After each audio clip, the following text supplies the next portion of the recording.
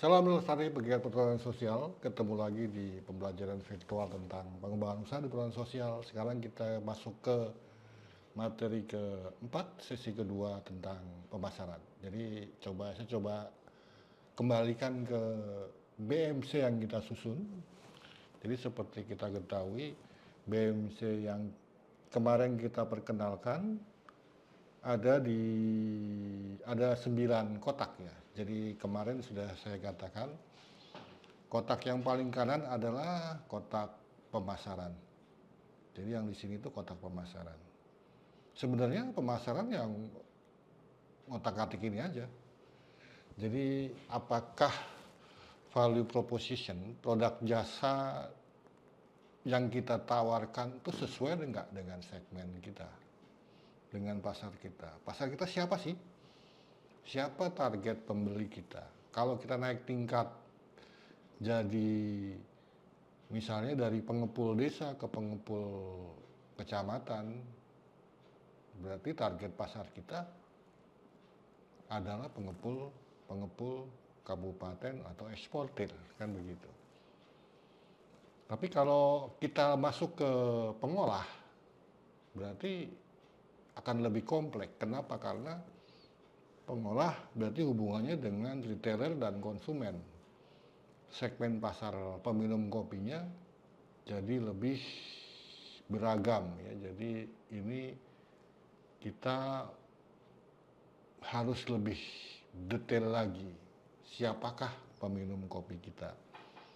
Nah, sebenarnya ini saja yang konsep di pemasaran yang penting. Jadi bagaimana produk jasa kita sesuai dengan segmen yang kita tuju, bagaimana cara menyampaikannya, mendistribusikan barangnya ke sini, ya, dan bagaimana membangun kepuasan pelanggan sehingga mereka datang lagi mau membeli produk kita. Itu konsep dasar pemasaran. Jadi intinya adalah kemarin kita di rantai supply sudah bicara tentang penawaran dan permintaan ya. Penawaran dan permintaan. Ada supply dan demand. Jadi pasar adalah bertemunya supply dan demand. Bertemunya permintaan dengan penawaran. Kalau kita punya penawaran tapi tidak cocok dengan yang diminta, nggak bakal terjadi pemasaran. Kan gitu. Tidak akan tercipta pasar.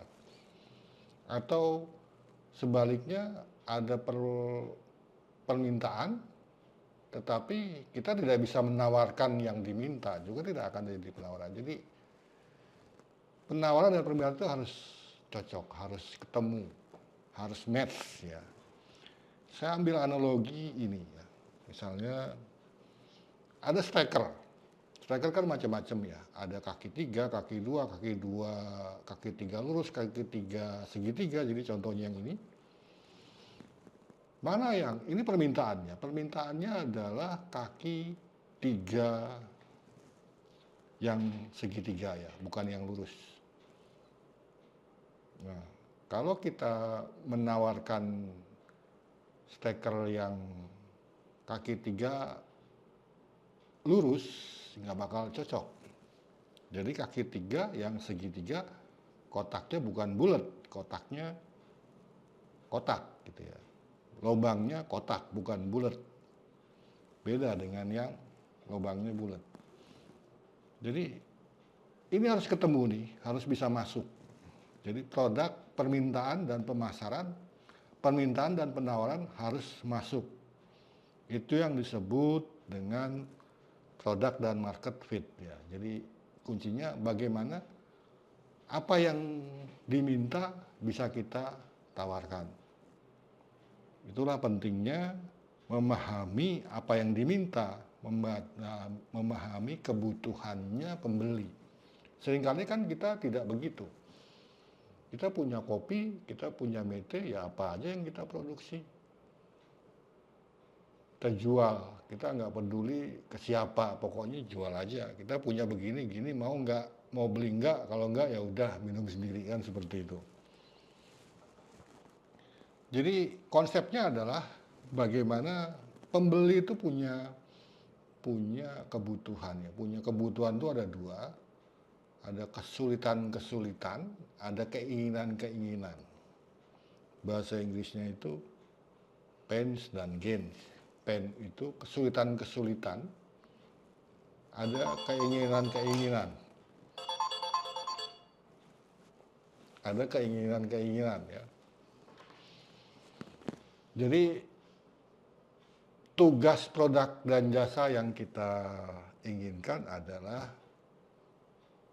bagaimana mewujudkan keinginannya pembeli, bagaimana mengurangi atau menyelesaikan kesulitannya pembeli.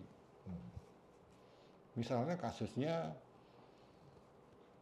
pembeli inginnya spek seperti ini, gitu kan. Pembeli inginnya spek seperti ini. Ya kita coba penuhi keinginan pembeli.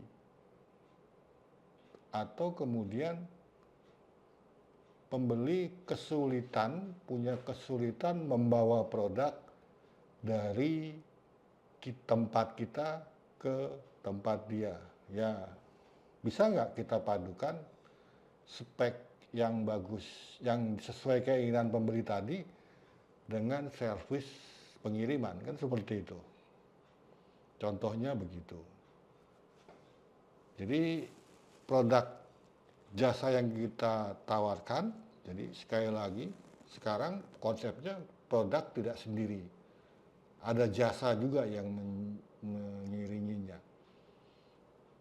Bisa nggak ini memenuhi keinginan dan mengurangi kesulitannya pembeli? Itulah penawaran dan permintaan. Jadi coba kita lihat, pasar kopi itu kan ada macam-macam. Paling tidak teman-teman bisa paham. Pertama ada wholesale, ada retail ya. Wholesale itu pasar grosir, bahasa sederhananya. Ada retail, pasar eceran. Keinginannya itu beda. Ya. Persoalannya, kesulitannya juga beda. Ada pasar dalam kopi, ada mainstream, ada specialty juga. Mainstream itu harga ditentukan sama bursa komoditas. Kopi Robusta misalnya sekian dolar pada hari ini, besok bisa berubah ngikuti. Tapi kalau specialty tidak, specialty lebih ditentukan sama lelang biasanya. Jadi specialty lebih bagus harganya walaupun kuantitasnya lebih sedikit. Sementara mainstream kita mau supply berapapun kita punya, tapi harganya ya segitu-segitu aja. Nah ini sudah beda lagi. Keinginan sama kesulitannya beda. Jadi ada bulk itu asalan, ada yang tidak asalan. Jadi ada macam-macam jenis pasar. Jadi kita bisa tentukan kemana kita mau jual. Contoh misalnya di dalam kasus kopi, pengumpul desa itu wholesale, bulk, sorted ke kecamatan. Jadi dia cenderung tidak retail, jualnya grosiran. Bulk itu tidak diolah, tidak dikemas, tapi sudah disortir. Kalau kecamatan, wholesale, grosiran, bulk, sudah disortir tapi juga di grading. Jadi dia mesti punya grading. Juga di sini ada yang bukan bulk, tapi dia specialty. Kemudian kalau retail ada retail, mainstream, specialty, dan package. Jadi kalau retailer dia bisa retail, jadi tidak grosir, bisa beli eceran, bisa mainstream, bisa specialty, tapi dia package, tidak bulk. Jadi bulk lawannya package, specialty lawannya mainstream, jadi pilihan pasarnya. Retail lawannya wholesale, grosir sama eceran. Jadi seperti itu. Jadi karakteristik pasarnya beda-beda. Nah, contoh kasus ya memang ada banyak kasus. Misalnya yang terakhir di Sumsel kemarin, ada pabrik karet yang ingin kerjasama dengan KUPS. Kebetulan dia produsen barang-barang cetakan karet, misalnya sarung tangan, alat-alat kesehatan seperti itu. Dia ingin dapat suplai dari KUPS. Kenapa demikian? Karena suplai KUPS itu sekarang seksi ya, punya nilai lebih dalam hal pelestarian hutan. Tapi kemudian karetnya masyarakat, kalau produsen barang cetak karet, suplai karetnya harus karet cair. Ya. Bentuk spesifikasi teknisnya bentuknya karet cair. Ya. Kemudian karena dia wholesale, bulk, dia butuh quantity. Dengan spek teknis tertentu, dia punya kesulitan mengumpulkan karet cair dalam jumlah banyak. Biasanya mereka impor dari negara tetangga. Nah, bisa nggak KPS atau KUPS ini memenuhi keinginannya pabrik bahan cetak karet ini? Yang jadi masalah adalah petani di sana tidak biasa panen setiap hari. Karena kalau pabrik cetak karet, sekali lagi harus karet cair, karet pekat dalam hal ini, dalam bentuk cair. Dan kalau karet dalam bentuk cair, petani harus panen tiap hari, harus langsung diolah, dipekatkan jadi karet pekat, disimpan dengan teknik penyimpanan yang benar. Nah, itu tantangannya. Pertama, bisa nggak mereka memenuhi perubahan pola produksi dari biasa produksi karet slab tahu itu, jadi biasa mereka produksi ke tahu, menjadi bikin karet cair. Biasanya konsekuensinya biasanya dia panen semaunya, kadang seminggu sekali, 3 hari sekali, karet sampai kering di lapangan. Sekarang nggak boleh, dia panennya sehari 2 kali, pagi sama sore, agar karetnya tetap cair. Dan bisa nggak kuantitasnya terkumpul, KPS atau KUPS ini melakukan konsolidasi produksi, terkumpul, bisa suplai karet cair pekat ke pabrik ini. Apa yang terjadi ya, teman-teman sudah dengar ceritanya, dan ini cukup memberikan kita motivasi. Ini contoh bagaimana kita bisa mewujudkan keinginan dengan tekad yang cukup kuat, bisa memenuhi keinginan pembeli yang sedemikian butuh banyak pengorbanan produsen ya. Tetapi selama ada kemauan, di situ pasti ada jalan. Contoh kasus yang sering dipakai tentu saja ini yang paling lengkap ya. Ya, misalnya kasus Go Right. Go Right apa sih keinginannya, kebutuhannya pembeli, customernya Gojek?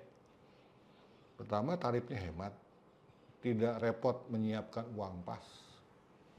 Ini ada kebutuhan terlindung dari polusi, bisa komunikasi dengan driver tanpa keluar pulsa. Lalu